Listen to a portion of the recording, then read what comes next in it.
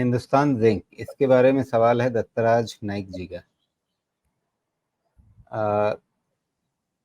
Hindustan zinc को ये थोड़ा सा देखना चाहते हैं कि ब्रेकआउट हो गया है तो अब यहाँ से क्या रुख रहेगा इसमें।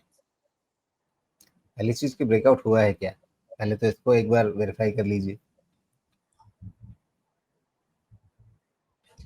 जैसे पिछली बारी भी इनका सवाल शायद सेम या सिमिलर था, हाँ, ब्रेकआउट शायद उसी के फॉलोअप के रूप में ये पूछ रहे हैं।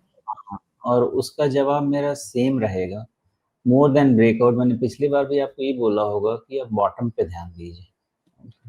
ये ब्रेकआउट के ट्रेड्स नहीं, आप जब राजीव जी इसका चार्ट लगाएंगे ना, तब आप देखेंगे ब्रेकआउट एक डिफरेंट डिफरेंट टाइम फ्रेम पे देखा जाता है।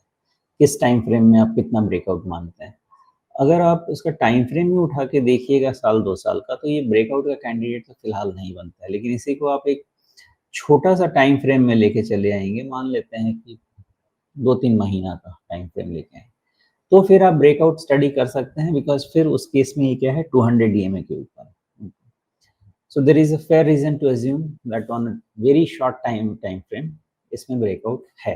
ओके, तो अगर ब्रेकआउट है तो आपके पास हायर लो का स्ट्रक्चर है एंड 430 इज द बॉटम आपका उसका सपोर्ट का। जब तक वो रहता है दिस ब्रेकआउट इज वैलिड, और पहले तो ये गैप भर के 480-90 के रेंज में जाएगा और फिर उसके बाद अपनी नई ट्रैजेक्टरी तय करेगा। लेकिन इसमें सबसे अच्छा तरीका यही रहेगा कि एक तो स्टॉप लॉस डिफाइन कर लिया जाए और हर नए हायर लो को अपना ट्रेलिंग स्टॉप लॉस थ्योरेटिकली बनाया जाए और उसके आगे बढ़ते जाइए। किसी दिन कोई ना कोई तो higher low stop loss trigger होगा, जब होगा तो होगा, वो तो होना ही है, एक दिन तो होना ही है। बट अप अनटिल देन ये भी मानना बुरा नहीं रहेगा कि अब देखिए तो राजीव जी बना के बैठते ही हैं अपना पूरा का पूरा यू टर्न, तो ये हो सकता है, ऐसी पॉसिबिलिटी रहेगी।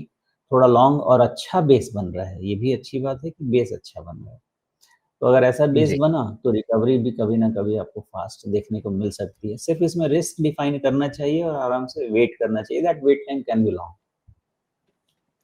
बिल्कुल। चार्ट को आप किस टाइम फ्रेम से देखते हैं, उससे देखने का नजरिया बहुत ही बदल जाता है। अगर आप इस चार्ट पे देख रहे हैं तो लग रहा है कि हाँ, बढ़िया कटोरी बनने जा रही है, यानी राउंडिंग बॉटम उसका एक असर आ सकता है, तो ये 550 का कैंडिडेट बन सकता है। अगर सिर्फ प्योर स्ट्रक्चर पे जाएं तो यस, बन सकते हैं। प्योर स्ट्रक्चर पे जाएं, लेकिन जैसे ही आप टाइम फ्रेम बड़ा करते हैं तो आपको दिखता है कि ये मतलब कम से कम साल भर से तो कुछ भी नहीं कर रहा है, साल भर से एक बड़े रेंज के अंदर थका रहा है सिर्फ। हाँ, टाइम फ्रेम इसलिए बदलते ही मैंने बोला देखिए कैसे शेयर को देखने का नजरिया बदल जाता है। पर्सपेक्टिव है ये। जी, और इसीलिए हम सभी दर्शकों से कहते हैं कि आप अपना टाइम फ्रेम ज़रूर बताएं, अपनी समस्या सामने रखें, उसके हिसाब से शोमेशी समाधान करने का प्रयास करेंगे। अगर आप अपना टाइम फ्रेम स्पष्ट नहीं करेंगे तो फिर चीज़ें आपके लिए शायद उतने मतलब की नहीं रह जाएंगी, लेकिन एक जनरल नज़रिया तो ज़रूर है।